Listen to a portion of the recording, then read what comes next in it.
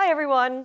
Today I'm here to talk about 3 common core exercises that I really think you should throw out and what 3 replacement good core exercises are. The main reason why I want to throw these exercises out is mostly because while they may give you a good workout here in your core, they're not necessarily all that good for your low back or your hips. And a lot of times people will be doing these exercises and not realizing that they're causing pain, but are progressively getting more and more low back pain as they do more and more core exercises. So there's definitely a better way to do core exercises without compromising your low back. And so the first exercise that we're going to talk about today that we should get rid of is the sit-up. Probably the most common core exercise that anyone has ever done. And it really just looks like this, or this crunch version.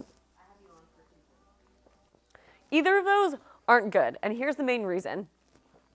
First of all, they're not really very functionally relevant to what you do in your daily life.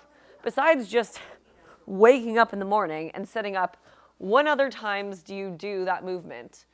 Probably hardly never. But we're going to replace it with a plank, which is something that you do when you're sitting, when you're standing, if you are deadlifting, or lots of other times throughout the day. And it's a really good exercise for core endurance, and it's very safe for the low back. When you're doing sit-ups, a lot of times you're rounding that low back, and you're not really supporting it. You're just putting it into lots of rounding without a lot of support back there, and that's kind of bad for the low back discs. So we're going to replace that with a plank. I don't know if you like to do planks with your elbows or your hands, but either of those is a valid way to do a plank. I'm going to go elbows. And then just make sure that your low back is nice and neutral as much as you can. And hold for time. The next exercise that I would kind of like to get rid of is the V-up. The V-up is this one. You try to do it with straight legs. And again, all of the effort is going right here to the low back. Like this is where you're bending. And you're not really controlling that movement, and that's a lot of force and bending going into the low back without support. So I'm going to replace the V-up with another exercise that forces you to have your legs up in the air, called the dead bug. If you want to make it even harder, you can press the wall behind you and make it into a push bug, but put your hands up here, feet in the air, knees slightly bent, and then just bring your leg down slowly and tap and come back up. Just like this.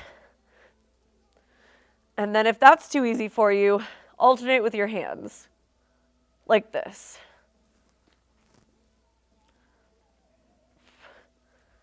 Make sure your effort stays in your belly and doesn't travel into your legs, otherwise you're not doing enough work with your core. So it should be right about here in your lower abdominal area.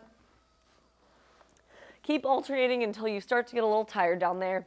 Finally, the last exercise that I'd like to get rid of is the Russian twist. You've probably done it this way or with a medicine ball.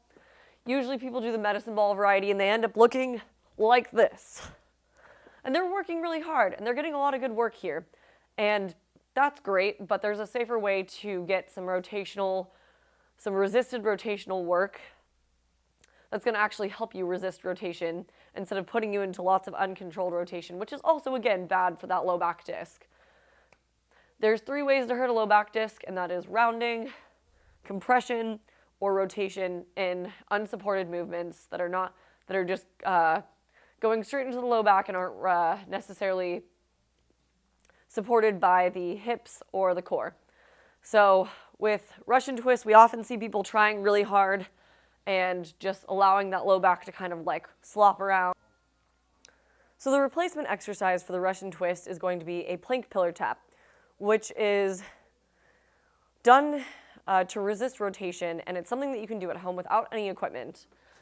So we're going to have you go into the plank position up on your hands, and then you can spread your legs and hands to varying widths.